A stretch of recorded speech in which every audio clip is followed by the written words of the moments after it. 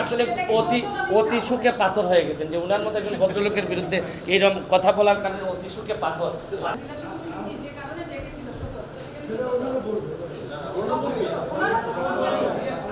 আমাদের আমাদের আসেন আসেন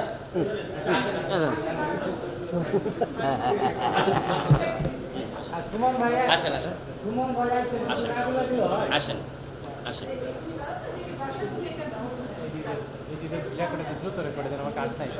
হ্যাঁ হ্যাঁ এই যে আজকে আজকে আমাদের মাননীয় প্রতিমন্ত্রী দুর্যোগ ত্রাণ ওনার বিপক্ষে একটি শোকজ নোটিশ আসছিল, এটার জবাব দিতে আমি ওনার আইনজীবী হিসাবে আসছি। তো দেখা যাচ্ছে যে যে একটা ভিডিও এখানে দেখানো হয়েছে, যে ভিডিওটার মধ্যে বলা হয়েছে যে তিনজনের জন্য ভোট চাওয়ার কথা বলা হয়েছে, এখানে কোনো নাম নাই, কারোর জন্য কোনো কি নাই।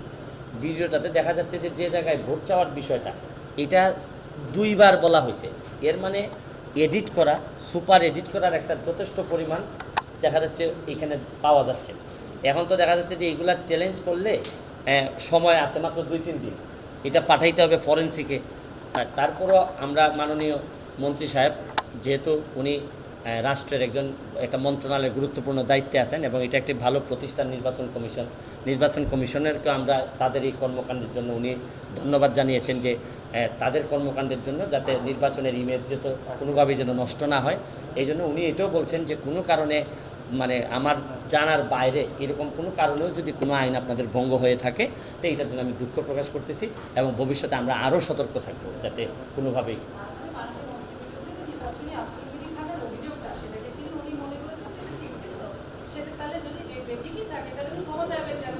না ক্ষমা চাওয়ার বিষয়টা কিন্তু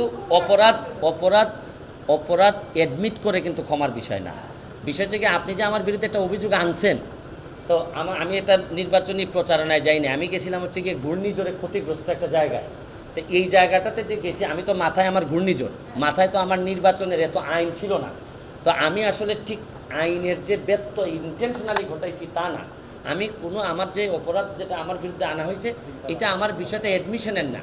তারপরে এতটুকু জায়গা পর্যন্ত আসছি, আমাকে আরও একটু সতর্ক হওয়া দরকার ছিল যে কোনোভাবেই যেন এরকম একটা বড় সমাগম যখন হয় বা সমাবেশ হয় তখন যেন কোনোভাবেই কোনো জিনিসের প্রতি সিগন্যাল না থাকে। এই উনি আসলে অতি সুখে পাথর হয়ে গেছেন যে উনার মতো একজন ভদ্রলোকের বিরুদ্ধে এইরকম কথা বলার কারণে অতি সুখে পাথরকে আর জিজ্ঞেস করেন না।